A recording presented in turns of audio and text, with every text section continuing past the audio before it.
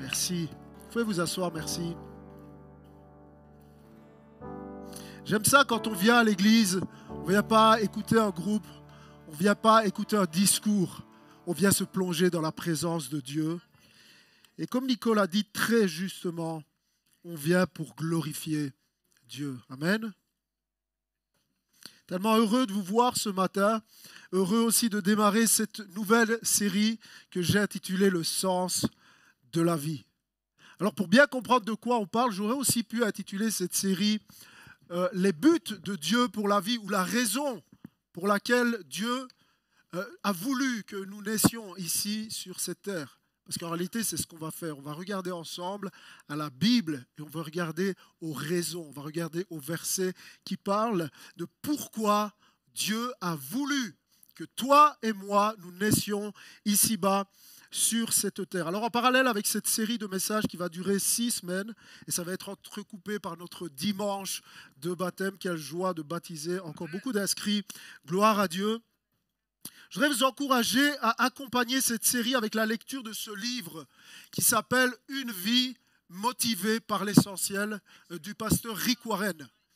Beaucoup d'entre vous, je l'entends, ont déjà ce livre, l'ont déjà lu. C'est le bon moment pour le relire, pour vous procurer ce livre ici à l'espace ressources, vendu à des millions d'exemplaires. Je pense que c'est le livre chrétien le plus vendu, le plus traduit au monde. Et pour cause, tellement une bénédiction, Rick Warren a pu capturer, a pu résumer les 5 objectifs de Dieu.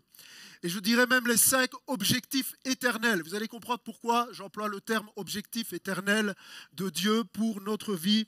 On va regarder ensemble pourquoi suis-je sur terre. Et je crois vraiment que la particularité de cette série, et vous l'avez remarqué qu'à chaque fois qu'on démarre une nouvelle série ici à l'église, c'est tellement dans un timing parfait, comme si le Saint-Esprit dirigeait les choses.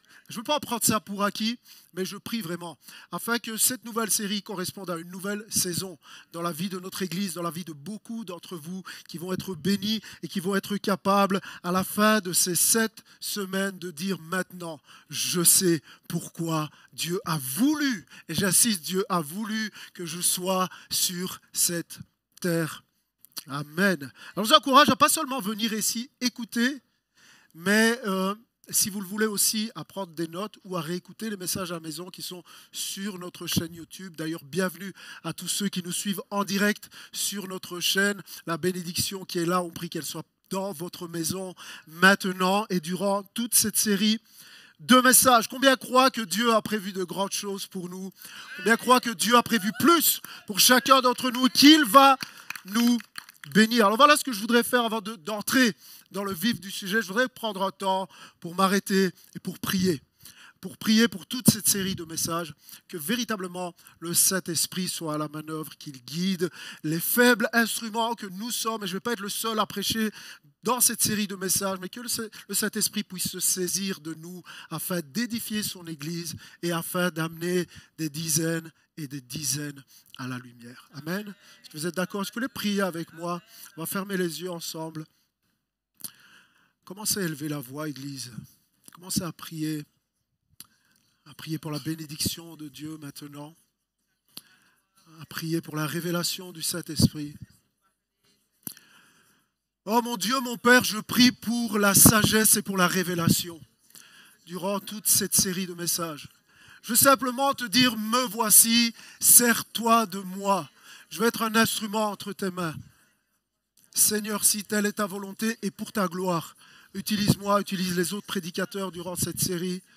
Seigneur, je te demande d'utiliser ce qui va être dit ici afin d'édifier, de consoler, d'encourager, mais aussi afin d'opérer le miracle de la régénération dans des vies. Seigneur, je prie afin que tu ouvres les yeux de notre intelligence, que tu ouvres les yeux de notre cœur par rapport à l'espérance, par rapport à la richesse de l'héritage que tu nous as réservé, mais aussi par rapport à la puissance que tu déploies et que tu veux déployer sur tous ceux qui te font confiance. Père, bénis les dizaines et dizaines qui vont écouter ce message sur Internet. Seigneur, ceux qui sont loin de toi. Seigneur, je te prie, au nom de Jésus, donne la foi, révèle ton amour et que véritablement les fruits de la repentance puissent se voir dans le cœur de ceux et celles qui s'engagent à devenir des disciples de Jésus. Merci de te glorifier au nom de Jésus. Amen. Amen. Merci Seigneur. Amen. Alors, 3 textes de base pour introduire ce message et toute cette série. En réalité, les 3 textes, c'est vraiment la structure de mon message ce matin. 3 textes, 3 points. Ça commence dans Jean, chapitre 1, verset 1. Beaucoup d'entre vous connaissent ce texte. Et l'apôtre Jean dit, au commencement était celui qui est la parole de Dieu. Celui qui est la parole de Dieu, c'est Jésus-Christ. Il était avec Dieu. Il était lui-même Dieu. Il était lui-même Dieu. Nous croyons, nous prêchons, nous déclarons que Jésus est Dieu. Vous savez que c'est vraiment la base de ce qu'on prêche ici. Vous savez qu'en tant que pasteur, je n'ai même pas le droit de baptiser qui que ce soit qui ne croit pas que Jésus, qui ne déclare pas que Jésus est Dieu. Je ne comprends pas comment tellement de monde peuvent affirmer, d'un côté croire à la Bible et d'un côté mettre des doutes sur le fait que Jésus est véritablement Dieu. Est-ce que tu es là pour déclarer avec moi et avec force que Jésus est Dieu ? Jésus est Dieu, comme Dieu le Père est Dieu, comme Dieu le Saint-Esprit est Dieu. Nous croyons en un Dieu, 3 personnes. Amen. Au commencement, il était avec Dieu. Tout a été créé par lui. Rien de ce qui a été créé n'a été créé sans lui. Premier point de ce message, c'est que nous avons été créés par Dieu. Ça peut sembler évident pour beaucoup, mais on va voir toutes les implications qu'il y a derrière le fait de croire et de déclarer que oui, j'ai été moi là, j'ai été créé par Dieu. Ensuite, deuxième point, dans Colossiens chapitre 1, verset 15, l'apôtre Paul parle à l'Église et il dit « Ce Fils », c'est encore au sujet de Jésus. Écoutez bien, il est l'image du Dieu que nul ne voit. Il est le premier-né de toute la création. Car c'est en lui qu'ont été créées toutes choses dans les cieux comme sur la terre, les visibles, les invisibles, les trônes et les seigneuries, les autorités, les puissances. Oui, par lui et pour lui, tout a été créé. Ici, l'apôtre Paul va un peu plus loin. Il dit non seulement nous avons été créés par Dieu, mais nous avons été créés pour Dieu. Et puis, troisième point, 2 Corinthiens chapitre 5, verset 10. Encore l'apôtre Paul dit, en effet, il nous faudra tous comparaître devant le tribunal de Christ, afin que chacun reçoive le salaire de ce qu'il aura fait, bien ou mal, alors qu'il était dans son corps. Et ici, Paul donne une troisième information. Dieu est celui par qui nous avons été créés, pour qui nous avons été créés et à qui nous allons rendre des comptes. Nous allons devoir rendre des comptes de ce que nous aurons fait de notre vie alors que nous sommes là à la recherche du sens de la vie. Et la première chose que je voudrais que tu comprennes, quand on parle du sens de la vie avec un regard biblique, c'est que tout commence avec Dieu. C'est la base. Si tu poses la question à monsieur et madame tout le monde dans la rue, quel est le sens de la vie, tout le monde va commencer par te dire, mais le sens de la vie, c'est de laisser une trace sur cette terre. C'est la famille, c'est l'amour, c'est être une bonne personne. Et en réalité, tout le monde se trompe parce qu'on commence par nous.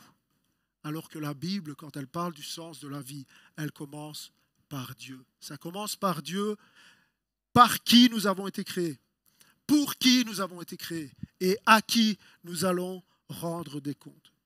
Dieu par qui nous existons, tout a été créé par lui. Rien de ce qui a été créé n'a été créé sans lui. Dieu nous a créés. Généralement, les chrétiens sont d'accord avec cette affirmation-là. Ben oui, on croit, on est chrétien, on croit que Dieu a créé l'univers, il a créé le monde et ultimement, il a créé des êtres humains. Maintenant, il y a 2 manières de comprendre ça. Il y a ceux qui croient que Dieu est directement impliqué dans leur existence sur terre et il y a ceux qui croient que Dieu est indirectement impliqué dans leur existence sur terre. Alors ceux qui croient que Dieu est indirectement impliqué dans leur existence sur terre croient que oui, Dieu a créé l'univers, que Dieu a créé un homme, une femme, puis il leur a donné l'ordre de se reproduire Et je crois que mon histoire dans tout ça, c'est juste le fruit de cet ordre que Dieu a donné à Adam et Ève de se reproduire. Et quelque part, oui, Dieu m'a créé, mais je suis finalement que le fruit de beaucoup de petits hasards mis les uns derrière les autres de génération en génération, qui fait que me voici. Et puis, il y a une deuxième manière de comprendre ça, qui est en réalité la compréhension biblique, ce que la Bible nous enseigne, qui est de dire, en fait, oui, Dieu t'a créé, mais ça va beaucoup plus loin que de croire que tu es juste un descendant d'Adam et Ève, mais que Dieu est totalement, on va voir ça à quel point c'est profond, mais complètement impliqué dans le fait que tu existes, dans le fait que tu sois né, parce que la Bible enseigne que écoutez bien, avant la fondation du monde, nous étions déjà conçus dans la pensée de Dieu. Notamment, l'apôtre Paul, dans Éphésiens chapitre 1, verset 4, dit « En lui, bien avant de poser les fondations du monde, il nous avait choisis. » Avant Adam et Ève, tu n'es pas juste le fruit de beaucoup de petits hasards et te voilà. Dieu a voulu, Dieu a prévu que toi, tu naisses sur cette terre.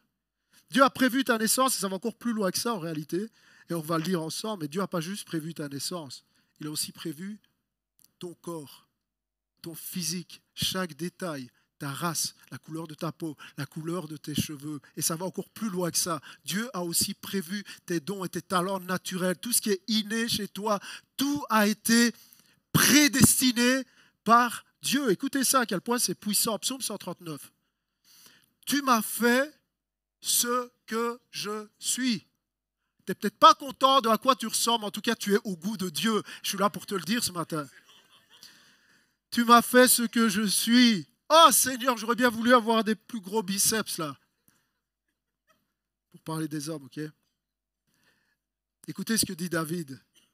Et tu m'as tissé dans le ventre de ma mère. Merci d'avoir fait de moi une créature aussi merveilleuse. Tu fais des merveilles et je le reconnais bien. Est-ce que je peux entendre l'Église dire Amen?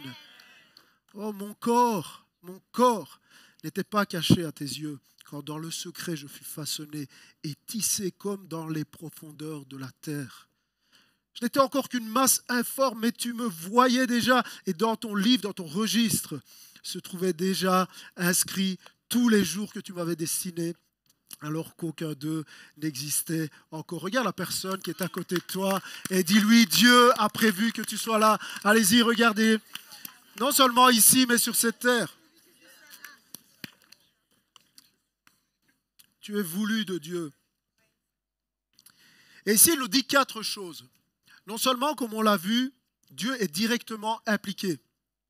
La volonté de Dieu est directement impliquée dans le fait que tu sois sur terre. Deuxièmement, Dieu t'a façonné dans les moindres détails. Dieu a fait de toi celle que tu es. David dit, mon corps n'était pas caché à tes yeux, quand dans le secret je fus façonné et tissé. Et puis il dit qu'en réalité, Dieu a planifié. Dieu a planifié toute ta vie. Dans ton livre se trouvaient déjà inscrits tous les jours que tu m'avais destinés. Le moment précis de ta naissance, la durée de ta vie, ton lieu de naissance, les circonstances de ta naissance, les parents qui devaient te mettre au monde, rien n'a été laissé au hasard te concernant. Rien. Alors je sais qu'il y a plein de gens ici, vous avez évolué dans la vie avec cette pensée que vous n'étiez pas désiré, ou que vous êtes un accident. Peut-être même un jour ton père ou ta mère t'a dit, mais toi tu es une erreur, tu es juste un moment d'égarement. J'aimerais te dire, quand tu comprends qu'en réalité, dès la fondation du monde, Dieu avait prévu que toi là, tu existes et que tu naisses dans cette saison, finalement tu réalises que tes parents t'aient désiré ou pas, que tes parents t'estiment ou pas, c'est tellement secondaire. Parce qu'il y a quelqu'un au-dessus de ton père, au-dessus de ta mère, c'est le Père Céleste qui a voulu que toi là, tu naisses exactement comme tu es. Quelle bénédiction!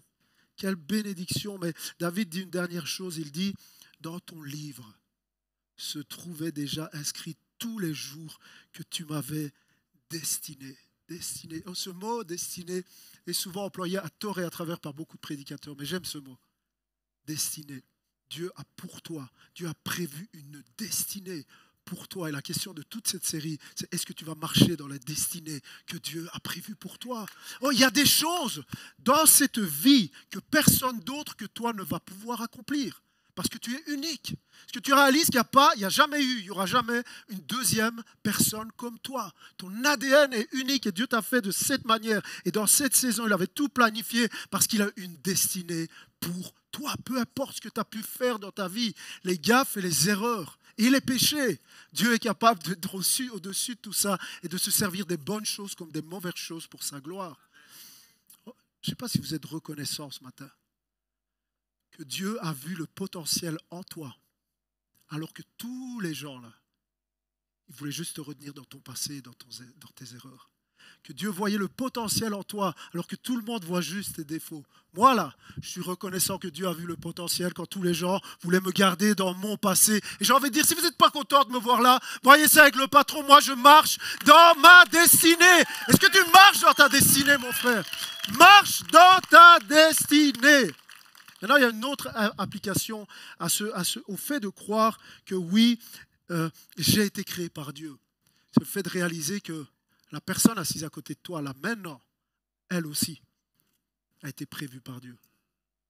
Et la personne que tu as le plus de mal à aimer, elle aussi, lui aussi. Tellement vrai. Cette fille à qui tu manques de respect. Ce garçon que tu méprises,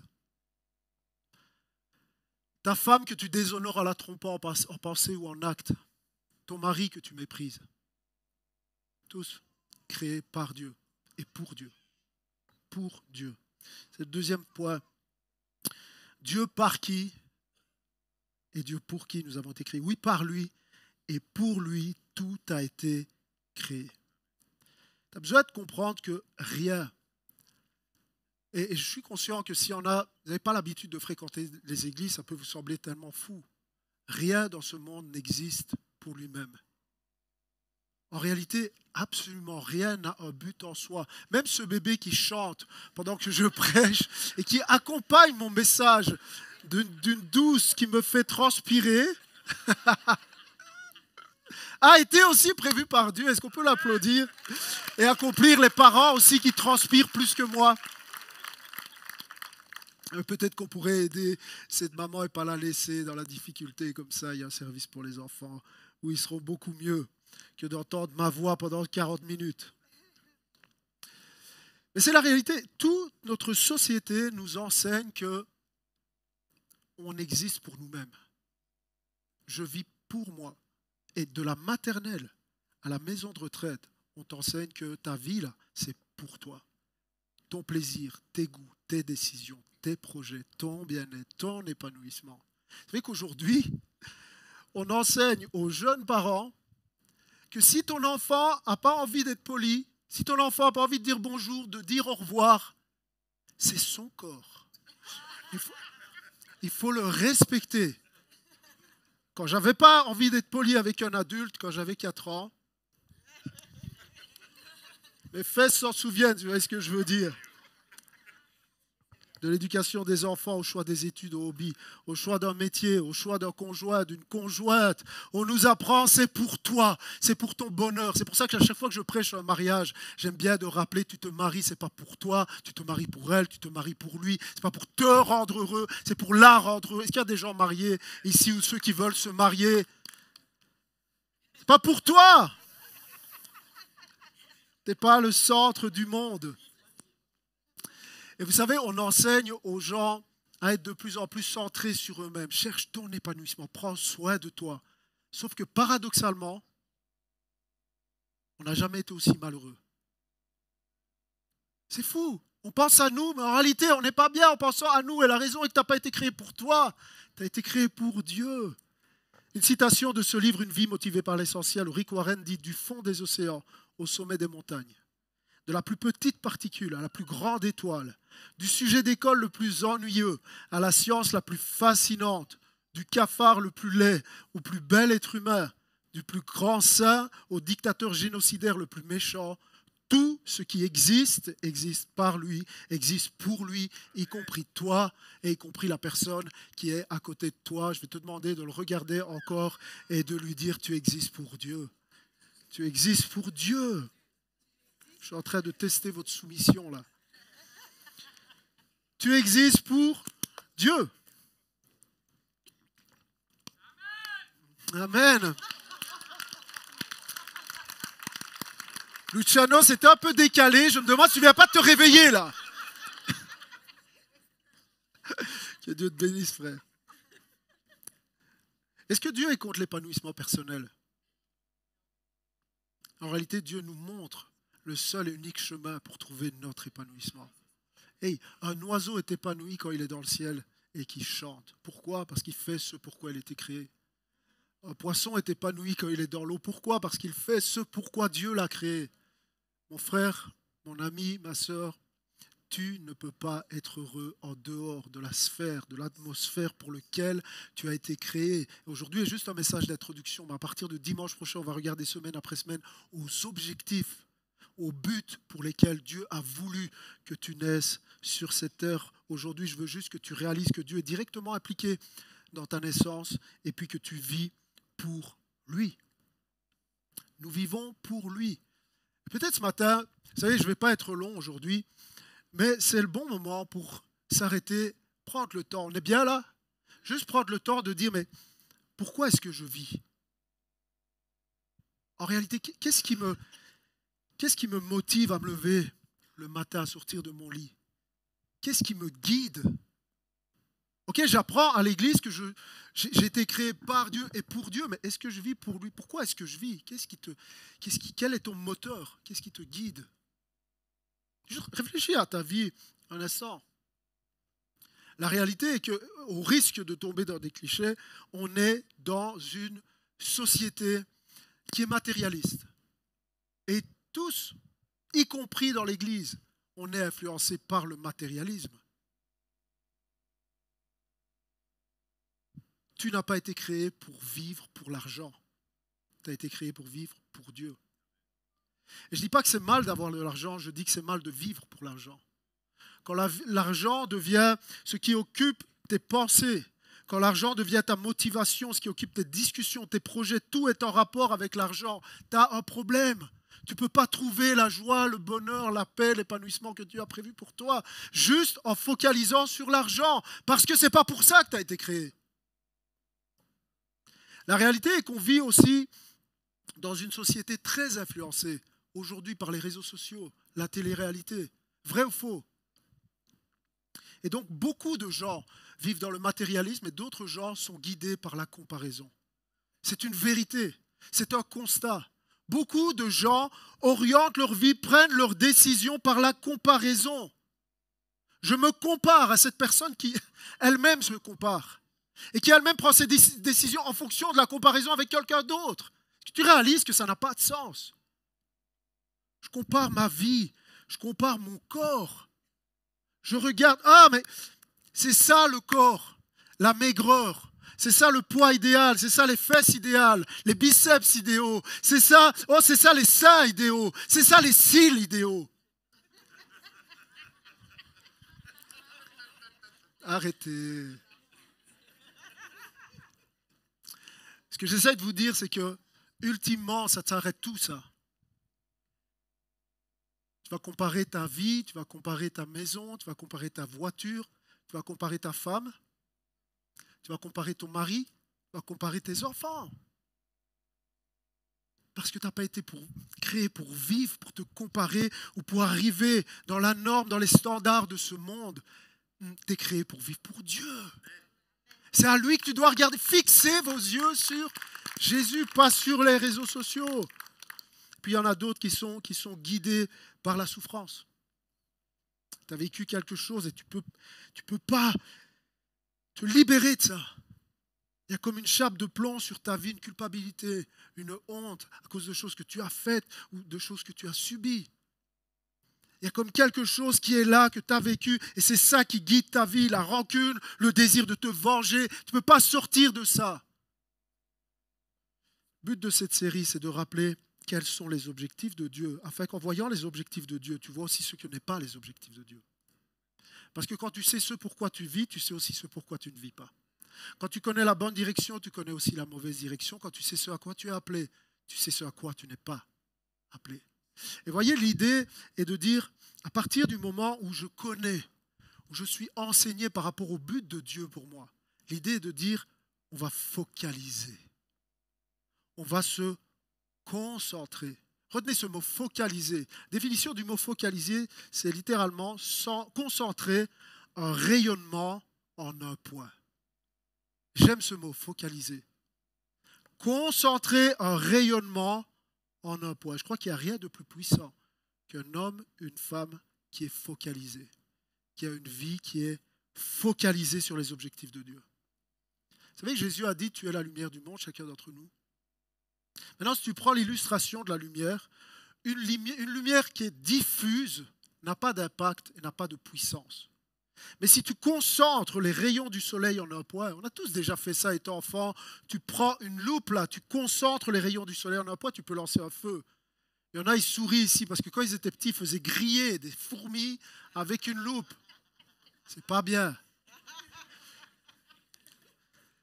Ok, tu concentres, tu focalises, mais si tu vas encore plus loin, si tu parviens à focaliser de manière encore plus puissante les rayons de lumière, tu obtiens un rayon laser qui est capable de découper de l'acier. Je crois que Dieu veut faire de nous une église rayon laser. Vous amener à focaliser. Je vais focaliser sur les objectifs de Dieu. Mon temps, mon énergie, mes ressources, qui je suis. Je vais focaliser sur les objectifs de Dieu pour ma vie. Écoutez ça. L'apôtre Paul dit, c'est lui qui enseigne le principe de la focalisation.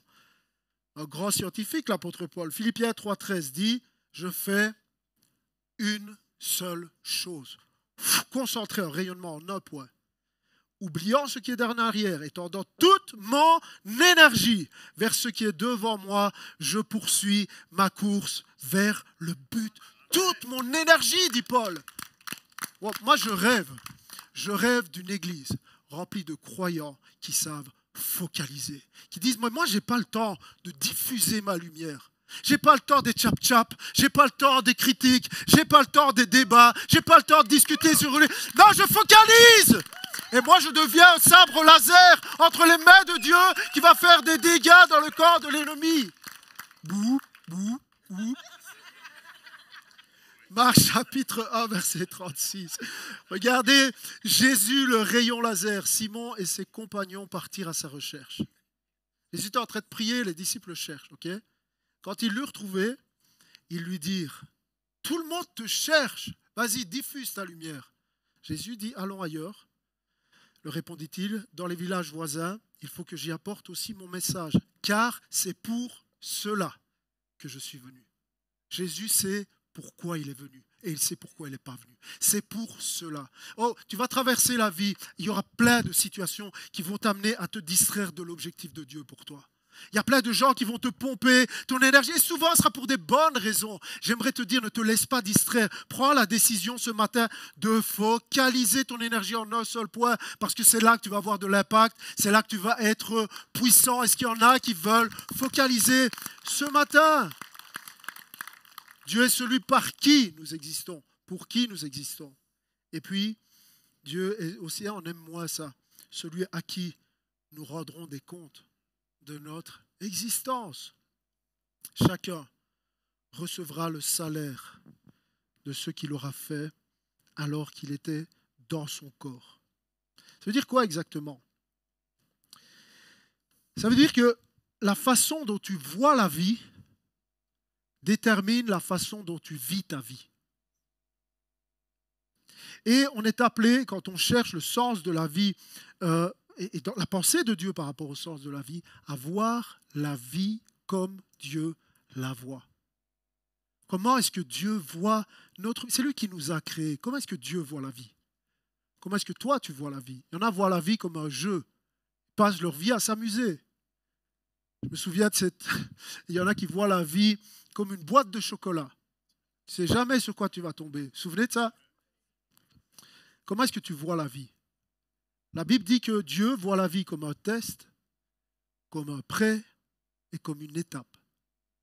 Un test, un prêt, une responsabilité et une étape. C'est pour ça que Jacques dit dans son épître, chapitre 1, verset 2, « Mes frères, quand vous passez par toutes sortes d'épreuves, de tests, épreuves, tests, tentations, c'est le même mot dans le Nouveau Testament, considérez-vous comme heureux, car vous le savez, la mise à l'épreuve, le test de votre foi produit l'endurance, la persévérance.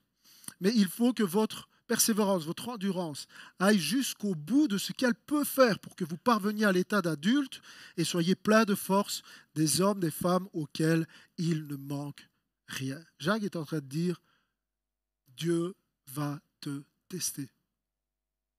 Pas Dieu peut, mais Dieu va. Dieu va te tester.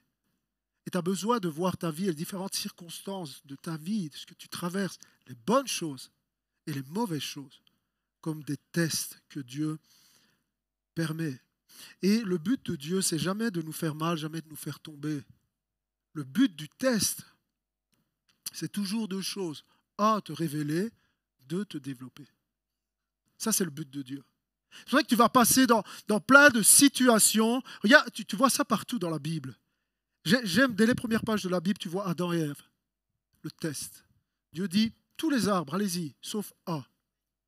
Dieu teste leur obéissance. Tu es déjà arrivé à traverser des situations où Dieu va tester ton obéissance. Tu t'en rends pas compte en réalité que Dieu est en train de tester ton obéissance. Toi, tu crois que c'est juste une... Dieu te teste tout le temps. Quand Dieu te dit ça, oui, mais ça, non, tu le sais. Ça, non. Dieu teste ton obéissance. Un peu plus loin dans la Bible, tu vois l'histoire d'Abraham. À un moment donné, Abraham est souvent testé, mais à un moment donné particulier, Dieu va tester Abraham et va lui dire, tu vas me donner ce que tu as de plus précieux au monde. Le test, Dieu est en train de tester sa confiance. Est-ce que tu es au courant que parfois tu le sens dans ton cœur? Dieu te demande de faire un sacrifice. Dieu te demande de dire non, Dieu te demande de dire oui. C'est dur, tu y tiens. Dieu ne veut pas te faire mal. Dieu est en train de te tester. Est-ce qu'elle me fait suffisamment confiance pour me sacrifier ce qu'il a de plus précieux? Un peu plus loin, tu as l'histoire de Joseph dans la Bible. Dieu va tester son intégrité. C'est littéralement la femme de son patron qui va le harceler sexuellement. Et Joseph va dire, je ne commettrai pas aussi grand péché contre Dieu. Est-ce qu'il t'arrive des moments, il t'arrive des moments où Dieu teste ton intégrité? Est-ce que tu vas dire la vraie chose? Est-ce que tu vas dire les vrais chiffres? Est-ce que tu vas agir de façon dissimulée ou est-ce que tu vas choisir la transparence? Dieu teste ton intégrité. Ailleurs, tu as l'histoire de Job, qui perd tout. Il perd sa famille, il perd sa santé, il perd sa situation financière. Job perd tout. Dieu est en train de tester sa loyauté. Dieu est en train de voir mon fils là. Est-ce qu'il m'aime moi ou est-ce qu'il aime ce que je lui donne? Est-ce qu'il est attaché à ma main ou est-ce qu'il est attaché à ce qu'il y a dans ma main? Est-ce qu'il est attaché au donateur ou est-ce qu'il est attaché au don? Peut-être que tu peux traverser parfois des moments dans ta vie où c'est comme si tu perds tout ce sur quoi tu comptais. Tu perds tes repères. Les gens sur qui tu t'appuyais, tes amis, ta famille, c'est comme s'ils ne sont plus là. Ils ne sont peut-être pas morts, mais ils ne sont plus là pour toi. Ou des moments où ta situation financière est tellement précaire, tu ne peux plus t'appuyer là-dessus. Des moments où tu perds ce sur quoi tu t'appuyais. Dieu est en train de tester ta loyauté. Est-ce que tu vas quand même continuer à regarder à lui, à faire confiance à ses promesses, ou est-ce que tu vas lever le poing? Dieu, tu ne peux pas me faire ça. Job a dit, l'Éternel a donné, l'Éternel a repris, que le nom de l'Éternel soit béni. Dans le Nouveau Testament, les apôtres, ils sont dans la barque et il y a une tempête. Dieu est en train de tester leur foi et de développer leur foi. Oh, ne t'inquiètes-tu pas de ce que nous périssons, maître? Gens de peu de foi. Chacun d'entre nous traversons toutes sortes de tempêtes. toutes sortes de tempêtes. Tempête dans ton couple, tempête dans ta famille, tempête financière, tempête sur ton lieu de travail, tempête professionnelle, tempête d'inquiétude, tempête de dépression. Maître, nous périssons. Dieu est en train de tester ta foi. Est-ce que tu vas lui faire confiance dans la tempête? Est-ce que tu vas crier vers celui qui est seul capable de se lever, de calmer la tempête autour de toi? L'apôtre Paul, oh, guéris-moi, Seigneur. Et Dieu lui dit, ma grâce te suffit. Dieu est en train de tester sa persévérance. Et le test qui m'a le plus frappé dans la Bible cette semaine, c'est l'histoire d'Ézéchias. Est-ce que vous avez déjà entendu parler du roi Ézéchias? Son histoire se trouve dans 2 Chroniques chapitre 30. Ézéchias est un roi d'Israël et Dieu va le bénir. Dieu va lui accorder des victoires et Dieu va même lui accorder une guérison. Regardez ce qui est dit, chapitre 32, verset 31. Dieu l'abandonna pour le mettre à l'épreuve, pour le tester, afin de connaître tout ce qui était dans son cœur. Je crois que le test ultime pour un chrétien, c'est ce moment où tu as l'impression que Dieu n'est plus là. Bien sûr que Dieu abandonne personne. Je suis avec vous tous les jours jusqu'à la fin du monde. Mais ce moment où tu viens devant Dieu et c'est plus comme avant. Je ne sens plus la présence de Dieu. Je lis la Bible, ça paraît incompréhensible. J'ai l'impression même que Dieu n'entend plus mes prières. À l'église, c'est plus trop ça. Qu'est-ce qui se passe? Dieu te teste. La façon dont tu vois la vie détermine la façon dont tu vis ta vie. Et il faut que tu commences maintenant à évoluer, en sortant de cette salle, à évoluer dans ta vie, à affronter les situations, en gardant à l'esprit, Dieu est en train de me tester. Ultimement, Dieu te voit. Parce que tu sais, quand tu es tout seul devant ton écran, ton smartphone, Dieu est là. Parfois, on agit comme si Dieu était pas, comme si Dieu ne nous voyait pas là. Dieu te voit et Dieu te teste à chaque instant de ta vie parce que la vie, pour Dieu, Dieu voit la vie comme un test et puis il voit la vie comme un prêt. Parce que tout appartient à Dieu. Voir la vie comme un prêt, comme une responsabilité. Matthieu 25, 14, et c'est vraiment quelque chose qui revient beaucoup dans l'enseignement de Jésus. Il donne une parabole et il dit, il en sera comme d'un homme qui partit pour un voyage. Il convoqua ses serviteurs et leur confia l'administration de ses biens. Okay, l'homme qui part en voyage, c'est Dieu. Les serviteurs qui doivent administrer les biens du maître, c'est toi et moi. Psaume 24 dit, c'est à l'Éternel qu'appartient la terre avec tout ce qu'elle contient, le monde avec tous ceux qui l'habitent. Tout appartient à Dieu. Tout. Ton temps, ton énergie, ta santé, tes relations, tes ressources, tout lui appartient et il te laisse gérer ce qui est à lui. Il faut arrêter de penser que tu possèdes quelque chose. Parce que c'est un mensonge. Même ta vie, même ton souffle. Dieu coupe le fil quand il veut. Chaque respiration, c'est juste merci, Seigneur. C'est juste Et quand Dieu coupe le fil, il fait tort à personne. Parce que tout lui appartient. Tout lui appartient, ta vie, tes enfants, ta femme, ton mari lui appartiennent, ton travail, ton argent, ta santé, ton énergie, tes talents, tout t'appartient à Dieu, tout est à Dieu. Même ton titre dans la société ou dans l'église, j'aime ça en Corinthiens 4, qui te confère une distinction? Qu'as-tu qui ne t'ait été donné? Et puisqu'on t'a tout donné, pourquoi t'en vanter comme si tu ne l'avais pas reçu? Il y a 2 ans, on est parti en vacances en Italie, on avait loué une petite maison en Italie.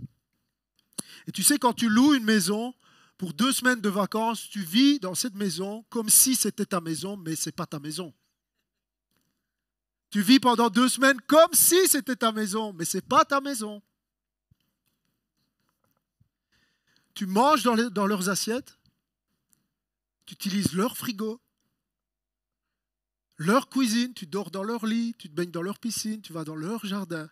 Et au cas où tu aurais tendance à t'imaginer que tu es chez toi, 2 semaines après, il y a le propriétaire qui vient, qui veut les clés et qui fait l'état des lieux avec toi. Tu fais l'état des lieux, tu n'es pas chez toi.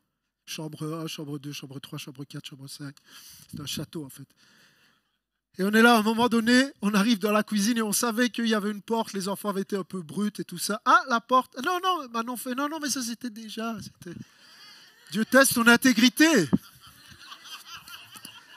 Moi, Rends-moi ma caution. Dieu teste indirectement. Et donc, tu es là, mais tu fais l'état des lieux parce que ce n'est pas ta maison. Est-ce que tu es au courant qu'à la fin de toute chose, il y a le grand propriétaire qui va venir te voir et tu vas faire l'état des lieux? Ok? Qu'est-ce que tu as fait avec la santé que je t'ai donnée? Qu'est-ce que tu as fait de ta jeunesse? Qu'est-ce que tu as fait de la langue que je t'ai donnée? Qu'est-ce que tu as fait de l'église que je t'ai donnée? Qu'est-ce que tu as fait des dons et des talents que je t'ai donnés? Qu'est-ce que tu as fait du travail, de l'argent? Qu'est-ce que tu as fait de la maison que je t'ai... Qu'est-ce que tu as fait? Comment as-tu éduqué les enfants que je t'ai donnés? Comment est-ce que tu as traité la femme, le mari que je t'ai donné? Tu vas faire l'état des lieux. Il faut que tu comprennes que tout t'appartient à Dieu et évoluer dans la vie en sachant que Dieu te donne une responsabilité, que tu ne fais pas ce que tu veux avec la maison d'un autre, y compris ton corps. Regardez comme c'est clair en Corinthiens 6. Ignorez-vous que votre corps est le temple même du Saint-Esprit qui vous a été donné par Dieu et qui maintenant demeure en vous. Vous ne vous appartenez donc pas à vous-même, ce n'est pas ta maison, tu es là pour 15 jours, mais tu vas faire l'état des lieux parce que c'est sa maison. C'est un test, c'est un prêt et c'est une étape. Les chrétiens ne sont pas des citoyens de la terre. Tu es un citoyen des cieux. Philippiens 3,20 dit, quant à nous, nous sommes des citoyens du royaume des cieux, du royaume de Dieu. Il y a des chrétiens, ils vivent trop dans ce monde comme s'ils étaient chez eux. Tu prends tes aises là. Tu n'es pas chez toi, tu es juste un été de passage. Vous savez comment la Bible, comment Dieu dans sa parole compare la vie d'un être humain comme un souffle. Comme un brin d'herbe qui pousse, là le soleil arrive, c'est fini. Mais parce qu'au regard de l'éternité, notre vie sur terre, c'est juste rien du tout. Tu n'es pas appelé à adopter les us et coutumes de ce monde dans lequel tu vis finalement quelques dizaines d'années. Je vous disais, aujourd'hui, c'est un jour d'élection chez nos voisins français. Ils vont choisir leur nouveau ancien président, bref. Et je vous disais que j'aimais bien écouter certains débats, et notamment un candidat qui faisait beaucoup polémique. Et il plaidait, lui, pour ce qu'il appelait l'assimilation. Vous avez déjà entendu ça, l'assimilation. Et ce qu'il disait, je ne suis pas en train de dire c'est bon, c'est mauvais. En fait, ça n'a aucune importance pour moi. L'assimilation, ce qu'il dit, c'est quand un étranger arrive en France, il doit s'assimiler. Il doit embrasser la culture, l'histoire de France, la culture française, l'art culinaire français, les prénoms français. Okay? Il faut embrasser. Si tu veux être français, tu dois t'assimiler à la France, à l'histoire de France, aux coutumes françaises. Alors, je ne sais pas si c'est bon ou mauvais pour la France. Ce que je sais, c'est que Dieu ne t'appelle pas à t'assimiler dans ce monde. Et qu'il y a trop de chrétiens qui s'assimilent dans ce monde. Dans le sens où parfois, tu vois la vie de certains, on n'est pas là pour juger, mais tu ne vois pas de différence. Parce qu'ils sont trop assimilés. Et quand il n'y a pas de différence, il n'y a pas de témoignage. S'il n'y a pas de témoignage, il n'y a pas de message. Il n'y a pas de disciple, il n'y a pas de mission. Tu passes à côté de l'objectif. Tu n'es pas appelé à t'assimiler. Parce que Pierre dit, au chapitre 2, verset 11, « Mes chers amis, vous êtes dans ce monde comme des résidents temporaires, des hôtes de passage. » Il faut que tu commences à voir la vie comme Dieu la voit, parce que ça va t'amener à changer certaines décisions, certaines attitudes, et surtout la direction de ta vie.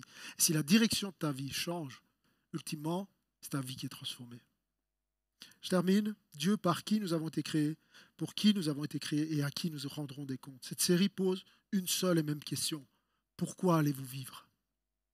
Pourquoi allez-vous vivre le reste des années, des mois, des jours, des heures qui vous restent à vivre?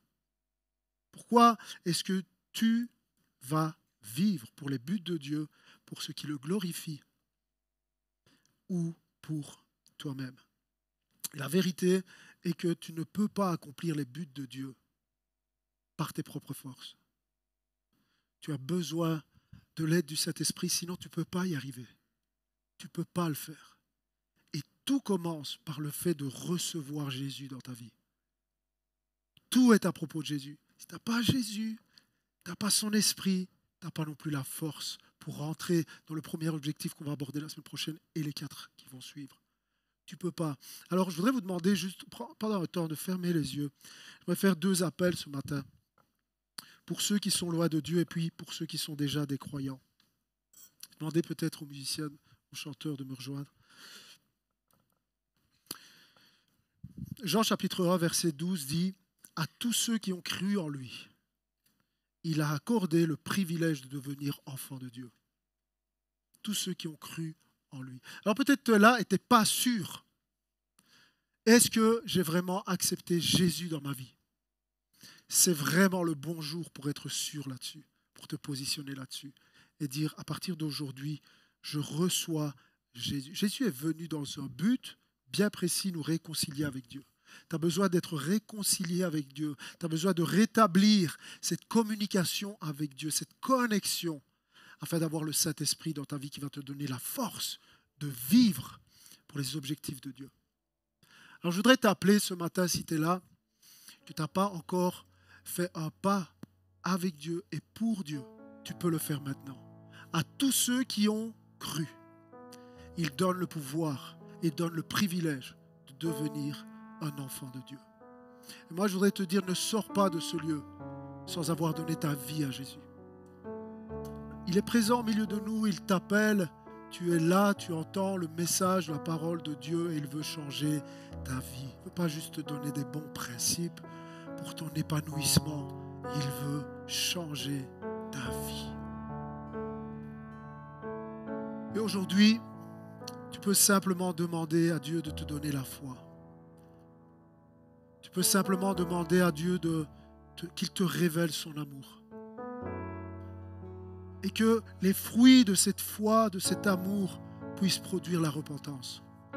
Tu as besoin de te repentir de tes péchés, afin d'être réconcilié avec Dieu et que la justice de Jésus puisse venir sur ta vie. Jésus t'appelle. Ne résiste pas. Jésus t'appelle, il t'aime. Reçois-le aujourd'hui dans ta vie, afin de vivre pour lui. Tout commence avec Dieu. Alors c'est toi, je vais simplement te demander de fermer les yeux, de faire une simple prière sincère de tout ton cœur. Et j'insiste sur le fait que cette prière n'est pas une formule magique, mais c'est ta persévérance qui va prouver l'authenticité de ta foi. Et c'est ta repentance. Mais je voudrais juste ce matin t'inviter à t'adresser à Dieu. Et si tu n'as jamais prié, si tu ne sais pas comment on fait, tu peux juste répéter ce que je vais dire. Et dire, Seigneur Jésus, je te reçois aujourd'hui dans ma vie et dans mon cœur. Je t'accepte comme mon Sauveur et comme mon Seigneur. Pardonne mes péchés. Je place ma confiance en toi. Je place ma foi en toi. Et je veux marcher pour toi. Seigneur, donne-moi la force de vivre pour toi à partir d'aujourd'hui. Je crois que tu me sauves. Je crois que tu me rachètes. Je crois en ta mort et en ta résurrection. Jésus, je crois que tu es Dieu. Au nom de Jésus. Amen et Amen. Je vais maintenant appeler tous ceux qui sont là, si vous êtes déjà dans la foi, si vous êtes déjà des croyants engagés avec Dieu. Tu peux être un chrétien et passer à côté de ce que Dieu a prévu pour toi toute ta vie. Et c'est ce que je voudrais t'empêcher de faire ce matin. Je voudrais t'amener à marcher dans les buts de Dieu pour toi.